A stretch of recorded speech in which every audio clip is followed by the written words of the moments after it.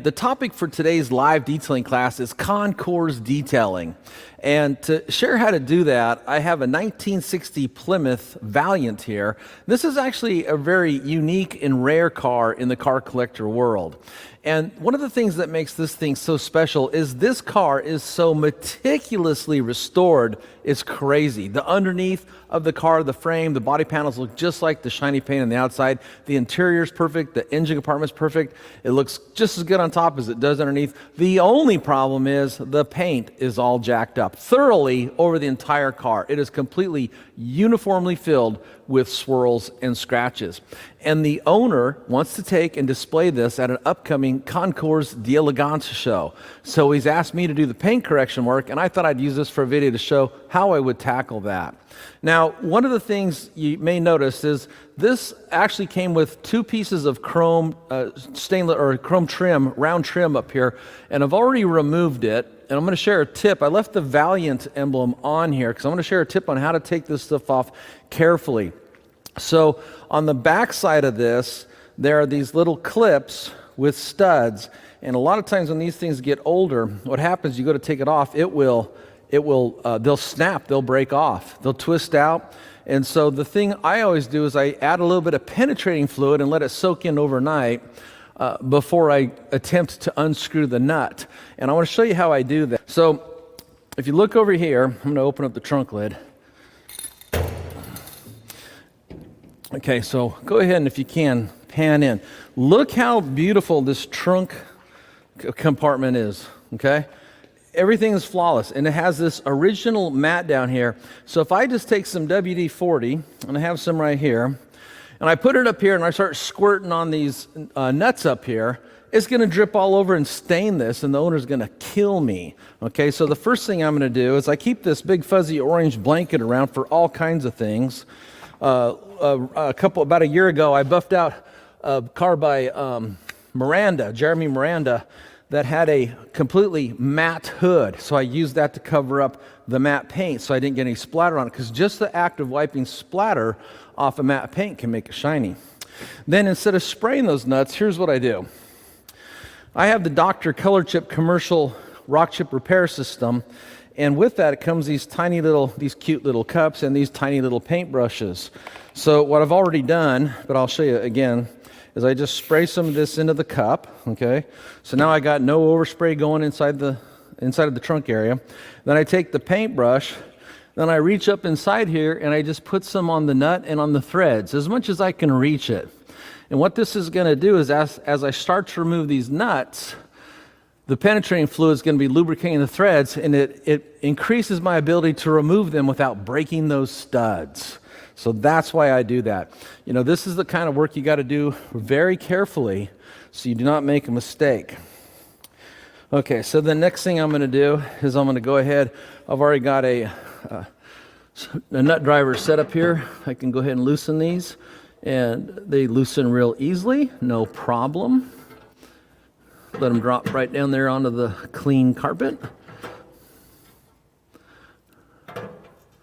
And the whole reason I'm doing this is, and I think you'll see, is so I can get all the paint. This is not just a daily driver detail. Here's the nuts. And then, of course, this is real important too. Have some sort of container set aside, and do not lose the nuts or anything that's used to attach an emblem, some clips, nuts, whatever it is. Keep them safe, set them out of the way because you're going to need them later on. Okay, so I've got the Valiant emblem loosened. And now I'm just going to come up here and just carefully wiggle it and pry. Okay, now I've pulled it off. And now, can you zoom in and show all the dirt?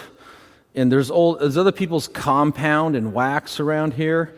All the way up here, there's compound and wax. And what I want to do is I want to be able to clean all that out and then buff all the paint around it. So I'm going to go ahead and set this aside too. So then the next thing I'm going to do is, this is the Dr. Beasley's Prep Wash. This is actually a product that Jim Lefebvre made after taking one of my big 3-day classes. And one of the things he noticed I did was, instead of washing a lot of cars, that classic cars like this, I don't like to introduce water to where it could form rust, because this car's already been restored. All the rust has been removed. And I'm not going to be the guy that puts water into the car, so the whole process starts over again.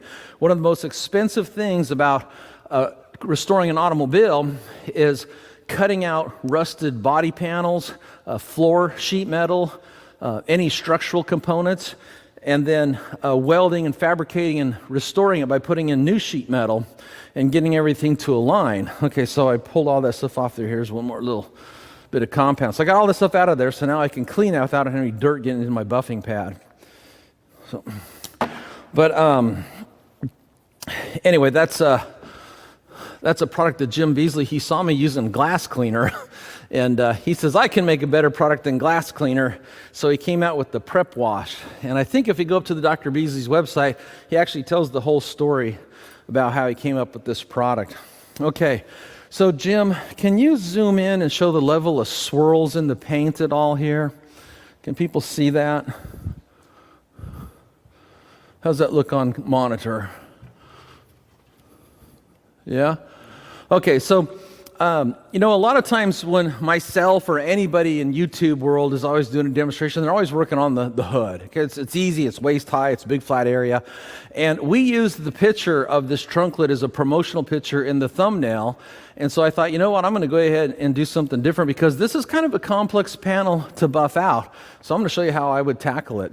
So after I've got that done, the next thing I want to do is I'm going to try to put a piece of tape on here in a way that'll go right between the dual overhead high bay lamps up there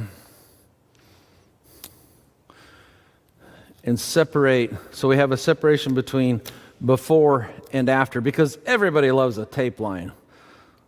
Right, Craig? Okay. How close did I get that? Light here, this will be covering up the light, but there should be a light right there, right? Okay, and then just another tip, the tape I'm using is a delicate surface tape. I just picked some up at Lowe's, but I am going to take and press it down here. I'm going to take and move it right here, because I got to work around this. Anyway, so I'll push it down with the towel, and then I'm going to be using a rotary polisher. And so this beautiful restored, or this beautiful reproduction gasket here, this rubber gasket here, if you feel it, it actually has a little bit of a texture to it. And what that means is if I get splatter under here, it could embed into that. So by the time I'm done detailing this car, I'm going to be tired. This is how I always explain to people. Instead of trying to go around the car with a toothbrush and remove all this stuff, I just tape it off, and then I keep the surface clean, unstained, and at the end of the day, I can go home instead of getting a toothbrush out. And you can do it how you want to, but I would prefer to tape things off, especially new cars. They got a lot of what they call pebble textured plastic trim. And it seems like no matter how careful you are, it's easy to run your buffing pad into that trim and then stain it with whatever product you're using. So I have already cleaned and clayed this car, so I'm not going to go any further on that. So the next thing I want to do is I want to dive in there and I want to remove the swirls and scratches. Now, I did a test spot earlier on this. This thing is really hammered. And I found out that a foam pad on an orbital polisher will get the swirls and scratches out, but it's just a little bit too slow for my own personal taste. So let me show you what I'm going to use. First of all, if you want to pan over here, Craig. First of all, this is show car work. That means multiple step paint correction. So the first step I'm going to do is I'm going to do the 150, and for that, I'm going to be cutting with a wool pad on a rotary polisher. So really good cutting action. Now I'm going to have to come back and remove the holograms caused by the fibers. Can you zoom in and show the fibers against my black shirt? I don't know if you can see that. See these fibers? No? Okay. Now do you see them? Okay, so these fibers, I always teach people, fibers are a form of abrasive, okay? So it's great to start with a wool pad or a microfiber pad or a micro wool pad, but anytime you're using a fiber pad, you should always do a follow-up step, especially if it's show car work with a foam pad, because a foam pad, unlike a fiber pad, has a uniform surface texture, and you eliminate those deeper cuts like you would get with the wool pad. So I'm going to start with the wool pad. Then, Craig, follow me over here. And then I'm going to switch over to the Beast. Everybody knows I'm a pretty big fan of the 8mm gear-driven tool, and I have two pads out here, and I found I was able to get the holograms out using an orange polishing pad. But if the paint was really hard, I might have to use a foam cutting pad, but that's when you do a test spot to dial that in. And while I'm standing here, I'm going to show you what 8mm looks like by holding this in the air and turning it on. Okay, so now you can see there's two perimeters here. There's an outer perimeter and an inner perimeter, and that space is 8mm. This will make more sense when I show you the Rupes. Now, I'm going to use this with the 95 to pull my holograms out, and then because this is show car work, I'm going to do a third polishing step to really maximize the clarity. This, by the way, is single-stage paint. So it's actually, the term is that maximize clarity is called bringing out the richness of color when you work on single stage. And I think for doing show car work that a 21mm or a 15mm, a long stroke polisher really does the best job of finishing out versus short stroke. So this is a Rupes 21, excuse me. By the way, this is interesting. This is the number 16 built of the Mark II, and this was given to me personally by Rupes at SEMA one year, which is next week, by the way. So let me show you what a 21mm orbit stroke looks like. Okay, I'm going to turn this on. Now, you see the outer perimeter and the inner perimeter? That's 21mm. So here's 8mm. See the difference? And that's how you can wrap your mind around what it means when someone says they're using an 8, a 12, a 21, a 15, a 25, a 3. That's the orbit stroke. It shows up as the difference in the two inner and outer perimeters. Anyway, so I'm going to use this with the 45. This is a soft foam finishing pad to do the finishing work, and then we'll wipe off and check out the results, and then we'll take questions. So first up, I'm ready to go. One thing I always teach people is always take the time to center your pad. And after you center, because you want that pad completely centered. If it's not centered, it'll feel kind of like a flat tire on a car going womp, womp, womp as you're buffing.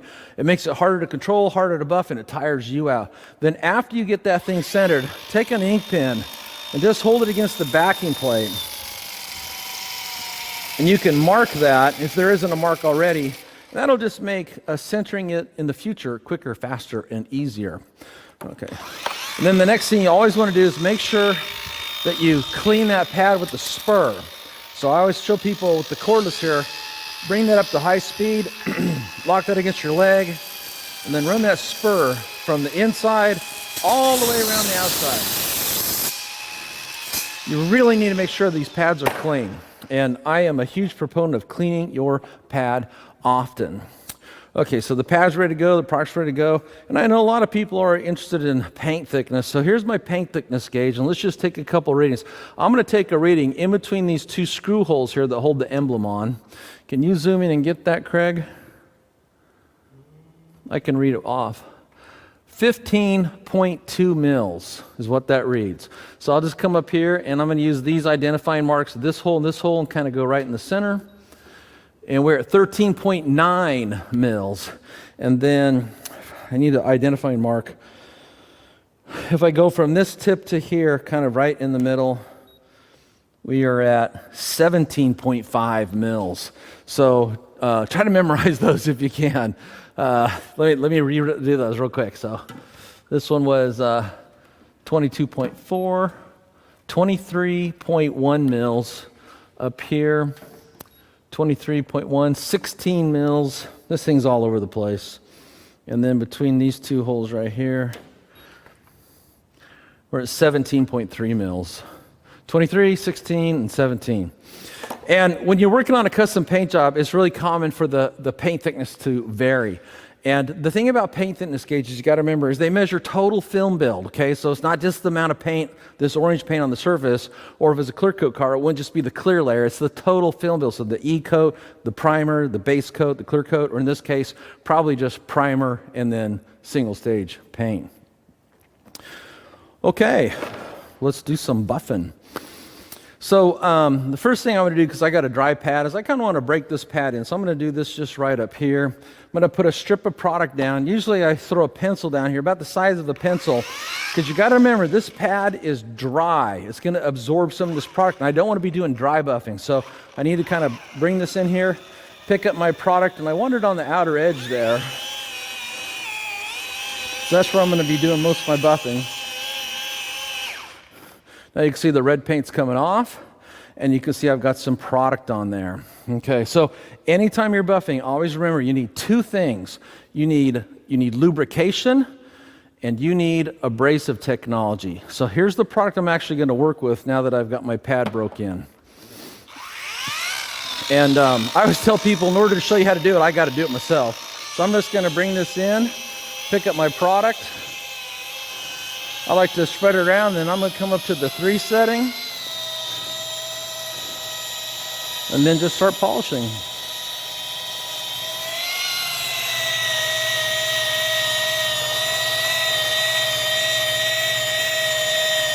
And when you see me go back and forth like that, what I'm doing is I'm buffing, pulling back. I'm looking to see if the swirls and scratches are gone. If they are, I can move on. If not, I come back and hit it some more. So that's what I'm doing that for. I'm not doing it because I'm spastic.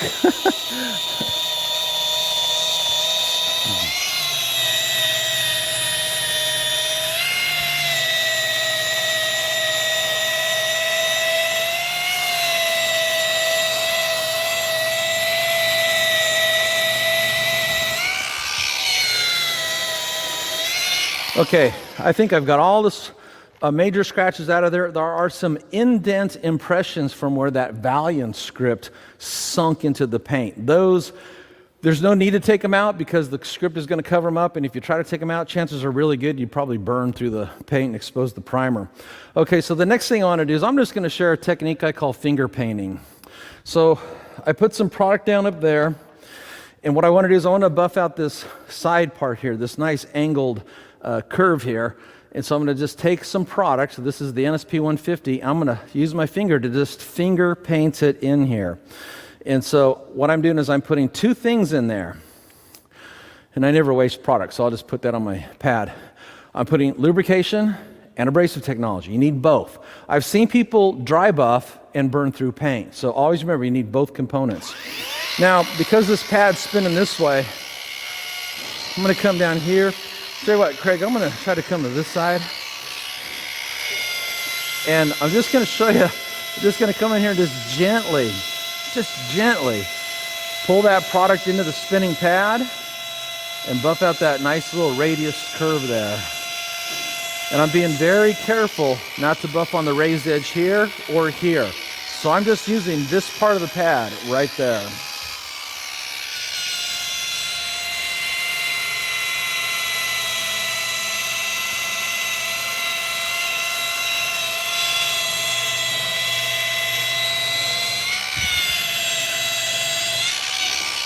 Now I want to come off this way with my pad spinning this way so I don't pull that tape up there.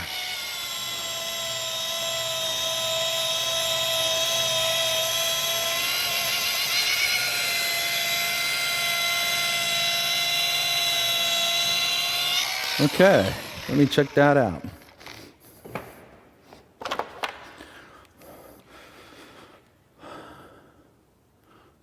Beautiful. Okay, so I've taken out all the swirls and scratches out of the flat area here in the center, the gentle radius curve up. Now I'm going to work on this outer edge here. And for that, I can do the same thing. I can just take and grab this product, spread it along here, and then as I'm buffing, pick it up and use it to buff out the paint. Lock your button, don't wear out your trigger, set it on 3.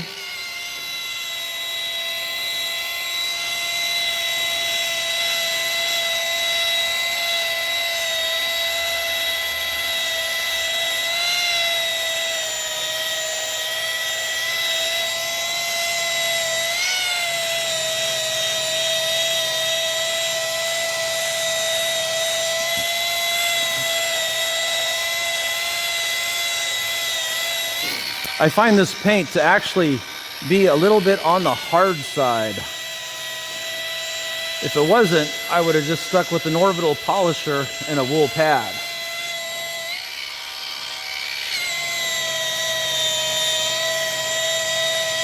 Okay, that's looking good. One of the things I teach people is when they're using a rotary, it's natural to always put your hand up here, or if you got a stick handle or a D handle. But a lot of times I just like to hold it down here, and that way I get my arms and my hand out of where the pad is spinning so I can see what it's doing, especially when I'm doing surgical work like this where it's really important that I don't make a mistake. I do not want to buy this guy a paint job.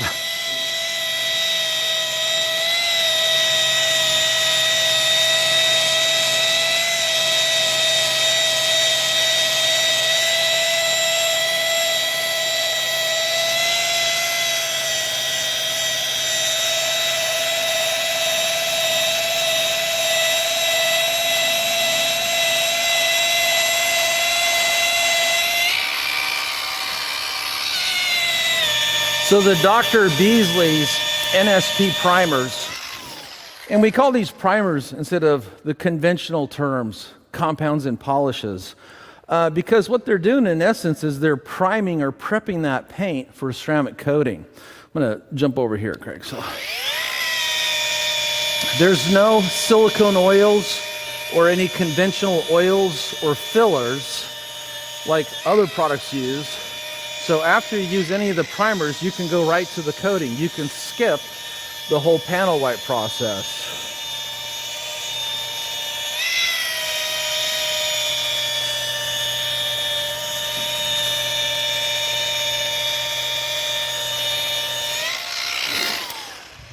You know, I got a brand new ebook coming out. It'll be available for download during SEMA, which starts next week.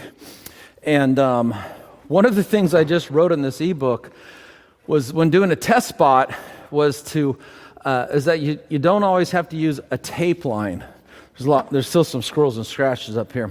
You don't always have to use a tape line. I'm doing that for dramatic effect. But if you do use a tape line when you're doing your test spot to gauge before and after results more easily, or to pick it up with the camera, video, or photograph, don't ever buff on the tape line. You will leave a line in that paint that you can never get out.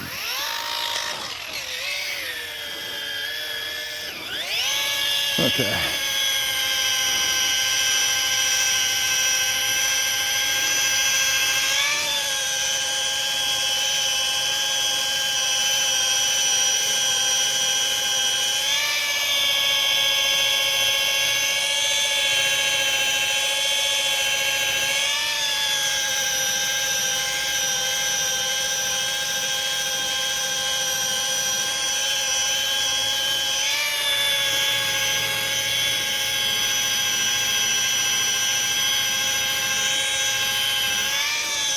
And here's another rotary tip. Anytime you're cutting with the rotary, and like right now, I've got a few extra scratches right here that I'm just trying to slowly and carefully massage out. I tell you, if I burn through the orange on here, it's going to be black primer underneath. But what I do is I pick up my strip of product, spread it out a little bit. Now watch, I cut from this direction, so the pad's spinning this way, cutting this way. Then I come back and I cut the opposite side.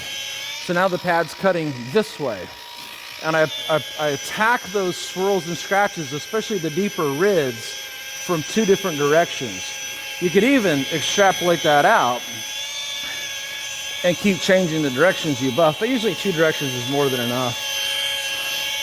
Okay, that section there is completely swirl and scratch free. It has holograms, but it is swirl and scratch free.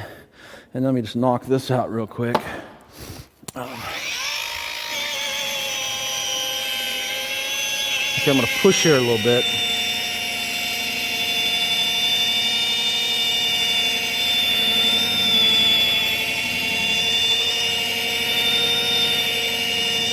Change directions. This is a real nice radius curve that you might be able to see on camera. So I want to come back. I just want to let this wool pad just kind of seat right down into that curve, but without putting any pressure on this raised body line right here, because that could burn through. So.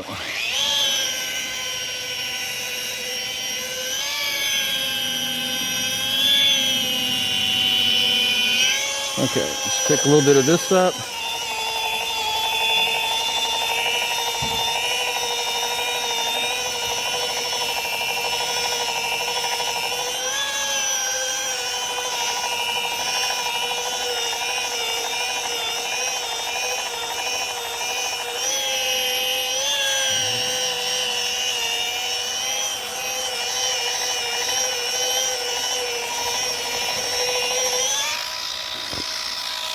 I just want to follow this radius right here. Just come in real lightly.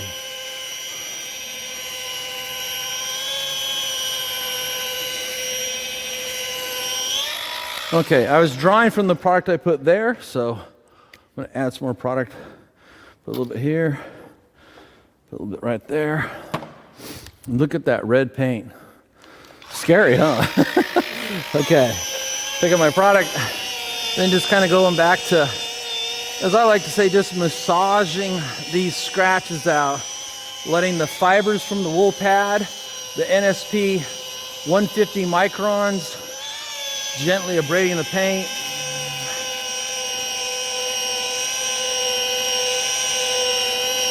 As I'm doing this, I can literally watch the scratches disappear.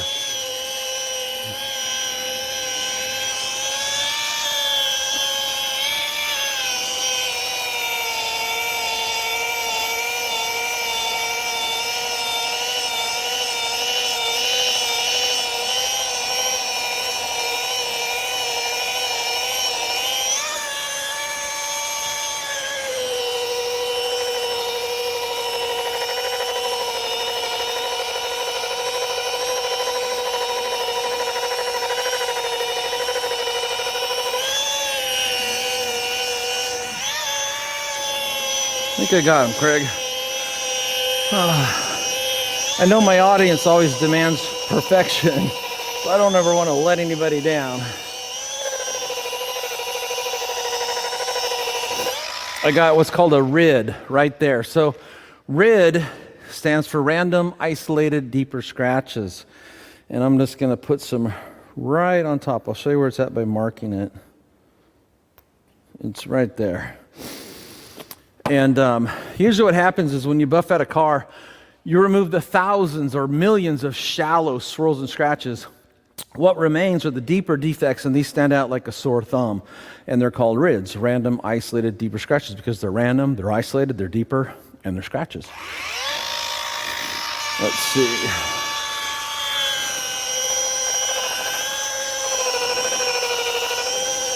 So at some point, when I'm buffing out a car, like this, I have to make a judgment call. How far do I want to go to try to get that scratch out? So how important it's gone, by the way. How important is it to get it out 100%? And you have to balance trying to do 100% defect removal with the concept of not buying another guy a paint job. And the only way to really do that is, no one likes this answer, but with experience. You need to buff out a lot of cars.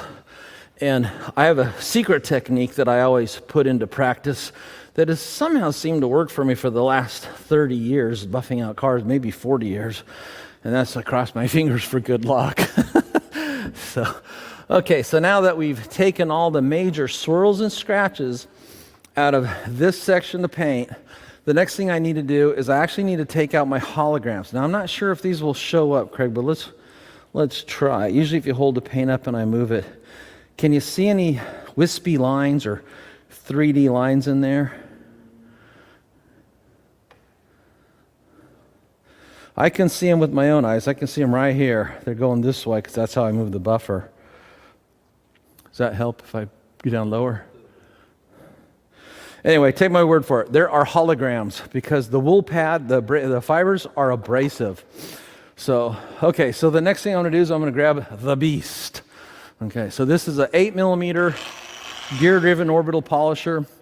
And in the new how-to book I just wrote, talking about how to use these products, this is the NSP 95. So you consider this like a medium to light cut polish.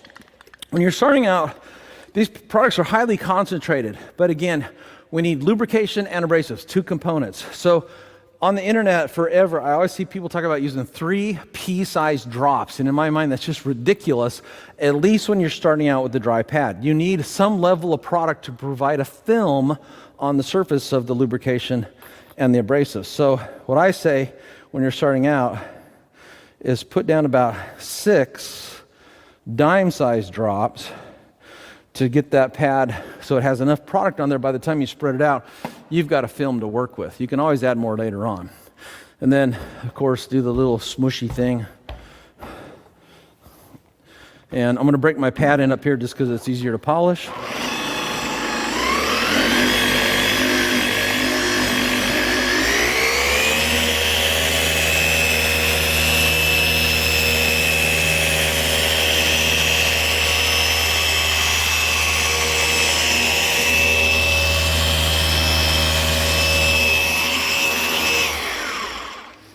Okay, starting to really break in. Not really pulling a lot of red paint off because it's not a really aggressive polish. But I want to show you a technique that I show all my classes. I'm going to need to come in here and use the side of this pad to get into these curves here. And so there's a couple of ways to do this. You could put some product right here, take your finger and apply it to the edges. That's a good way to do it. Get some, remember two things, lubrication and abrasives on the edges. Or I'm lazy, so here's how I do it. I put down a strip of product. I put this thing up on edge. Because it's gear driven, it won't stall out. Slow speed. And I just slowly walk it in to that strip of product. And what that's doing is just lubricating that edge. Okay, now I'm ready to start doing some curve work.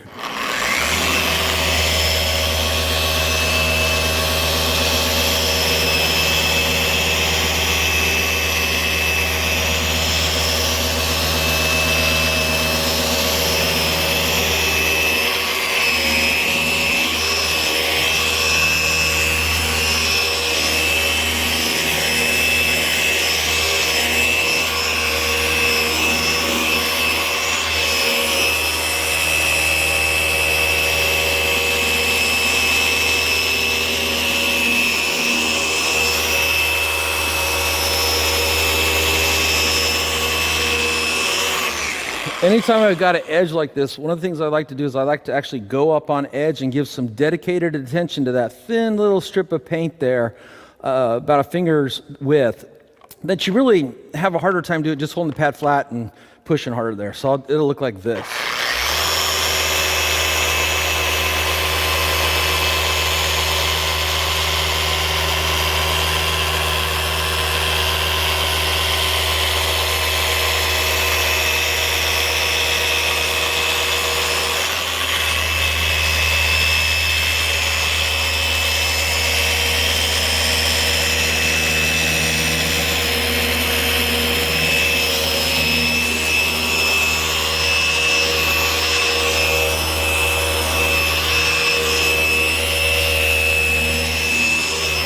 And anytime you do that type of edge work like that, you always want to come back and make a few passes with your pad flat to remove any induced marring from being up on edge, because you're basically putting about this much of that pad down on the paint with a lot of pressure. Okay, let me come up here and snag this.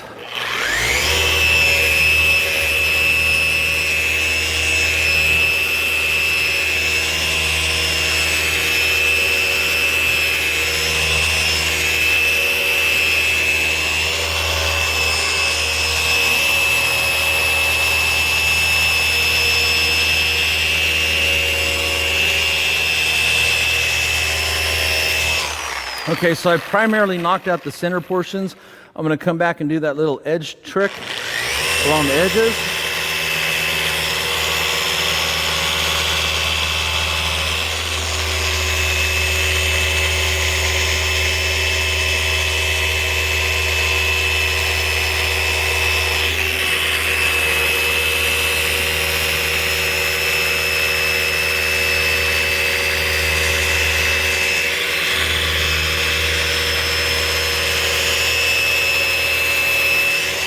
Now that I've hit these edges, I got to come back with the pad flat to make sure I remove any marring from being up on edge.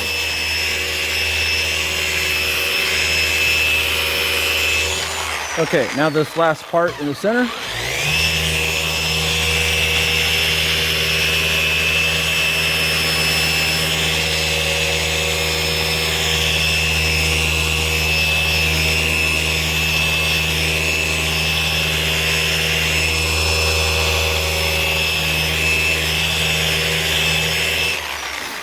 And even though the chrome trim ring is going to nest right inside this radius section here, I just want to come in here and clean this a little up because I'm OCD like that. I'll turn the speed down.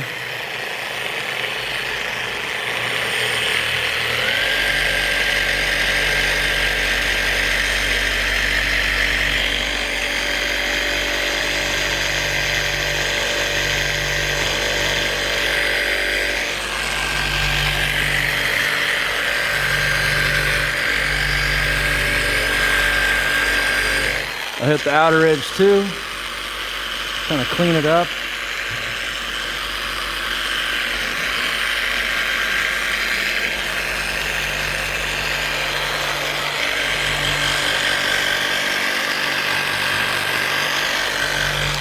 No one's ever going to see that paint, but if you're a detailer, you're probably OCD also, and you know you have to get that paint. Okay, so we're done with that. And just let me show you how much red paint came off for that step, just the half the trunk lid. And what I'll do is I'm going to place this in a bucket over there, and I'm going to take and squish it with some of the Dr. Beasley's liquid laundry detergent, loosen that up, flush it out, throw it in the wash machine or a pad washer. Okay, so the next step, and I bet this looks pretty good here, but this is show car work. I'm trying to make this thing look as great as possible.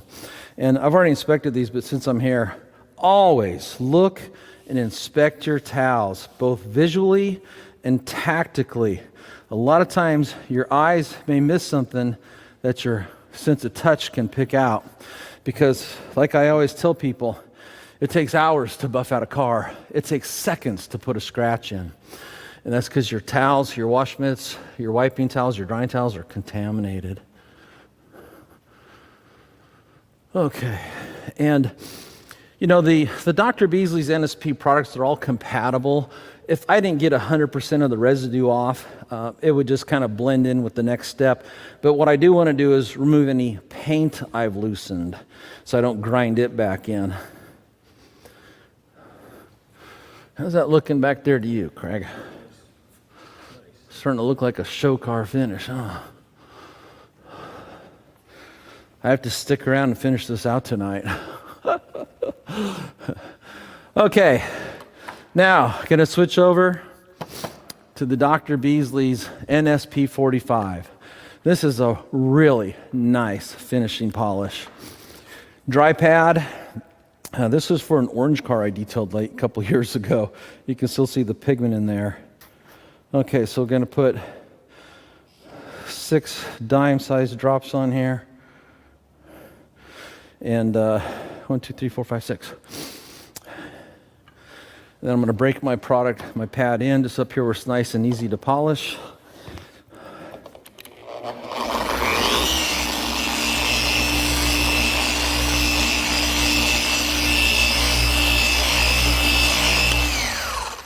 Okay, there we go, broken in. And now I'm just going to add a little drop to the major sections I'm going to buff.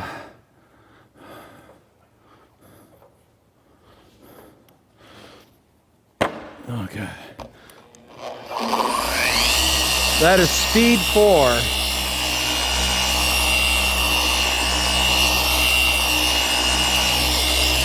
And one of the things I really like about the Rupes long stroke polishers is just how smooth they are. Very, very smooth. It won't wear out your nerves, your muscles. You know, I have a good friend right now that has nerve damage from years of buffing. And one of the things the Rupes engineers did was they designed this to be very ergonomic and human safe. Now look, I got good pad rotation. And I'm just going to bring this around and knock out that nice radius curve there.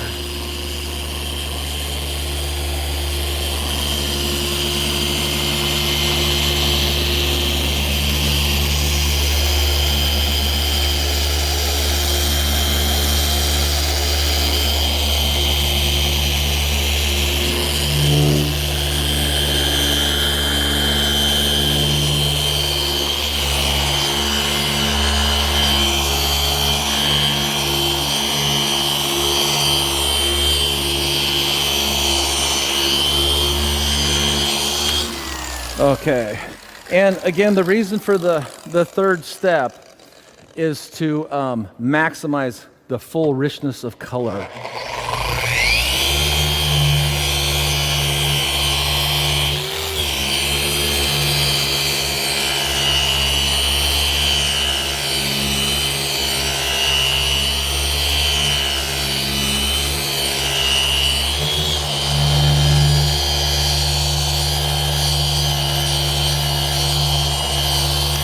Okay, we'll call that good.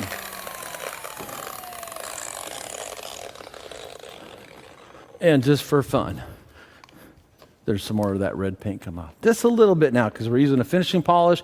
That's actually a finishing pad. So it's very soft, very non-aggressive. Fresh towel. This stuff wipes off really, really nice and easy.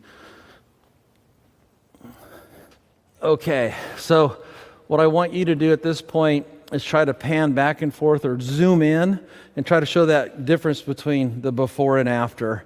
And then my comment would be for everybody that's watching, the rest of the paint looks the same way. How's that look on camera? Good? Okay, questions and answers before we wrap this up. I've got a question here from Sarah. She's wondering, is it recommended to have polisher setting lower when using the wool pad? I know some people have it all the way up. I prefer to be on a 3 or a 4. Well, every polisher is going to be a little different. On the PE14, the cordless PE150 technically is what it is. Actually, good question, but I'm always running on the 3 on automotive paints, and that is 1150 RPM. When I use these to start cutting sanding marks out of gel coat boats or just a buff hard on a gel coat boat, I max out to the 6. This, by the way, was the prototype for this tool given to me by Flex. You can tell because there's 2 different colors of plastic. And I should have counted how many cars and boats I've buffed out with this, but it's uncountable, so many, and it's still going strong today. But find a range that you're comfortable with. I don't think buffing like super slow with wool pad, you're going to fight the wool pad a little bit, especially if you get into kind of curves. So you want to get some rotation going, but you don't want to overheat the paint. There's a misconception out there. A lot of people think it takes heat to break down the abrasives. I probably wrote an article about this 15 years ago. And what I said in that article is heat is an unwanted and unnecessary byproduct of the process. Can't avoid it. If we could, we wouldn't use it or need it. But just find something that works for you. A good wool pad's really nice. I use Lake Country pads. Question from James. Is the long stroke polisher necessary to finish it out versus the Beast since the LSP will equal it out? If yes, could a short stroke dual action polisher, parentheses, quarter cable, do the job? Yeah, years ago I wrote this article. It was before coatings were invented. I think it was called Wax, the Great Equalizer. And it's to your point. If you finish something out really nice, a lot of times when you wax it or whatever you're going to use for your LSP, it might kind of draw back some of that clarity and brilliance you created. So even if you finished out with a long stroke, you kind of equalizes it back to where you were. You lose a little bit. But the point I wanted to make here was this is true show car work. This is a show car. If you were to go to a car show, you'd see something like this. You might not like it, but you'd see something like this on display. It is a show car. And the owner of this is a good friend of mine. He's a good client. I do a lot of cars for him. And he asked me to get this as nice as I could without making a mistake. So, yes, I believe from all my experience, and I probably have more books on long stroke polishers than anybody breathing. But in all my experience of buffing out cars, I think you can create the nicest looking finish with a long stroke free spinning polisher and a great abrasive technology and a finishing pad. Now, you might lose it when you put the LSP on, but in my head, I know I did the best work I can do. Good question. Yeah, this one's kind of connected. Oh, yeah. This one's kind of connected to that. Do you prefer the 21 millimeter long throw versus the 15 millimeter when finishing on single stage paint? I prefer the 21 almost all the time. I really like the feel and the action and large, like you say, Bigfoot, the big footprint of the pad. I rarely use the 15, but you got to keep in mind when I'm using a 21, it's usually just all for finishing work. It's rarely for any major correction. I'll use a wool pad on rotary, or I will use foam cutting pad or even a micro wool pad on gear driven. Good question. God, a lot of good questions this time. I'm liking it. Yeah, I like questions. There's like people that test me. right? I cut my teeth teaching body shop classes, and most of the guys were drunk. The owner of the body shop says, hey, can I put a little clinic on? He says, sure, come back about 6 o'clock. Well, he lets all the guys go to the local bar. They come back and they make fun of you, but it's a great way to learn how to overcome any kind of gotcha question. Awesome. All right. Anything else, Mike? I think we got through, except for the battery failure. We'll have to work on that, figure out how to keep the camera powered up when using 110 volts. All right. Sounds good. All right. Well, thank you for watching, everybody. We'll see you next time. Okay. Bye, everybody. Bye-bye.